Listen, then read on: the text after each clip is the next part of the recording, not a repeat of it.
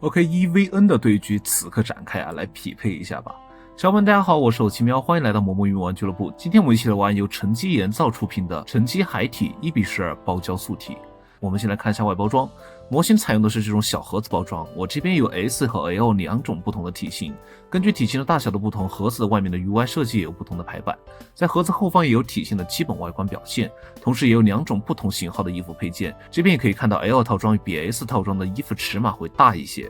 打开盒子过后，有一版塑封和一张说明书。说明书对玩法和透视结构进行了叙述，在后方也有注意事项和售后等内容标注。然后我们来看一下主体，模型本身是带有一套黑色打体服装的，根据形体的大小，服装的形态也有不同的表现。S 体是偏娇小的少女比例啊，臀部线条更柔和，适合搭配二次元萌系头雕。L 体则是更丰满的御姐体型，曲线张力更强，适配机甲战斗风格的造型更为妥当一些。材质上，它采用的是工程塑料骨架，并非合金，加医用美术硅胶的组合，柔软度比较像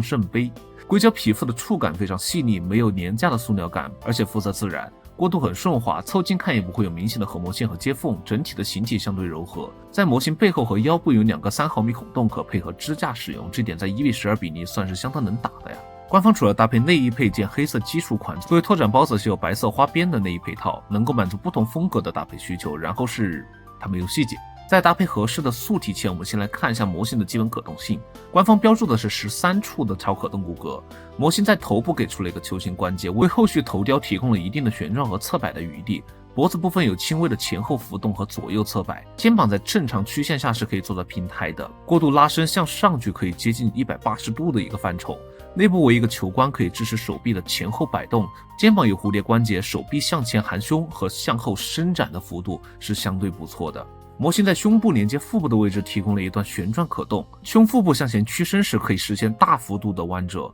后仰角度相对夸张了下，类似舞蹈演员的姿态，但是扭曲并不是在腰部，而是在胸部和腹部之间的连接。侧腰也能做出扭转角度和一定的侧摆角度，搭配包胶材质做动作时，皮肤不会出现严重的褶皱，而是表现为正常的一个肉体挤压。胯部的侧踢可以到90度，甚至可以实现两腿劈叉的效果，单独前踢接近了90度，后踢虽然有臀部硅胶的挤压呀，但是呢也能达到45度左右。素体的整体稳定性不错，重心控制的比较好。然后来说一下兼容度啊，这款模型采用的是1:12加3毫米通用接口，腿部装的大小为4毫米。这边给大家测试一下各种机梁的素体啊。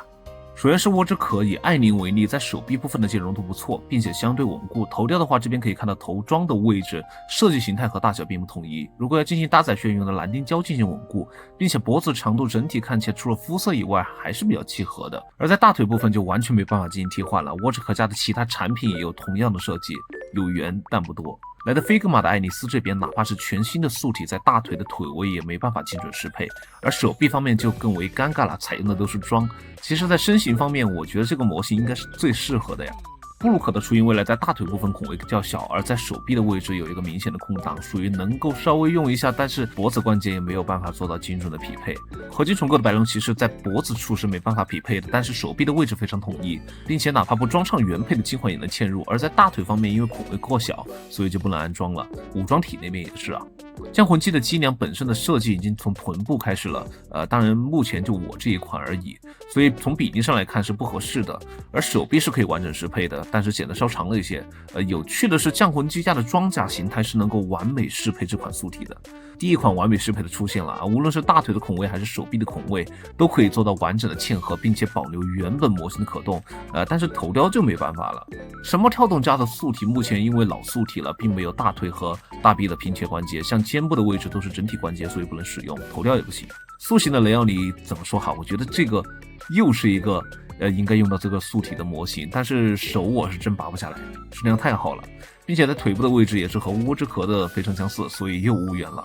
4元巨像家的灵压在4肢的位置都是可以进行匹配的，但是从公差上面来说的话，属于一个非常松的状态，脖子的装位也小了一些，塞不进去。而最新的剑形魔女在4肢也是处于一个非常松的状态，但是能够完全搭载需要用点蓝电胶板，头雕依然是不行。Romiken 的素体无论是大腿的关节还是小臂的关节孔位都过大，不能使用。合模线的僵尸娘 OK 又来了一位匹配度非常高的选手啊，包括头雕都是可以完美搭载的，并且长度统一，4肢的活动性不能说紧，也只能说不松。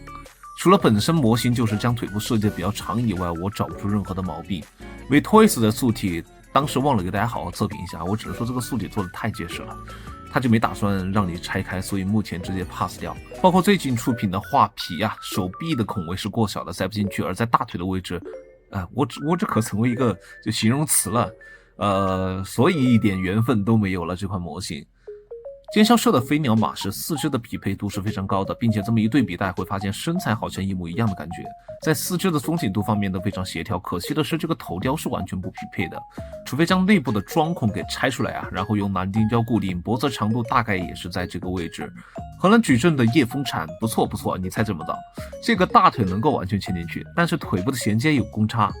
就是表面它不是很平整，小臂的装备则是过浅，中间有个明显的空隙，而在武装体这边就是一个凸出来的桩，依旧是无缘啊。最后是圣斯机架的雏鹰，这边可以看到手臂的位置是可以插进去的，但是大腿的孔位太小就没办法安装了。所以到了最后，大家可以看到素体与其他品牌的成品模型之间的搭配多少都有一些出入，但是终于属于这款主体唯一的专武，没错，是我屋出品的女神装置系列。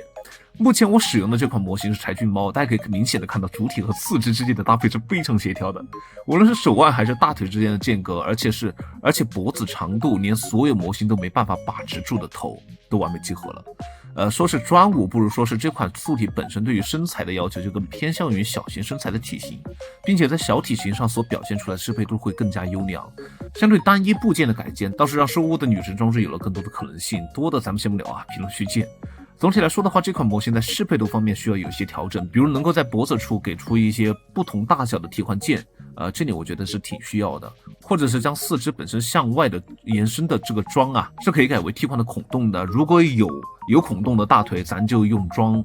互相衔接，就是如果没有孔洞的腿的话，是桩反而也可以插进这个模型里面。玩法上限还是有待提高。那目前这款素体的话，我俱乐部的客户和我的反馈都是偏向正面的。在当前无论是品控还是把玩度的前提下，如果能够在匹配度上再做出一些优良，应该是一款兼容性更高、受众面也会更广的产品。希望继续加油。OK， 那这就是本期视频的全部内容了。如果你觉得这些视频对你有帮助，别忘了点赞、投币、收藏。希望每一个玩具都能成为礼物。我是后期喵，我们下期再见。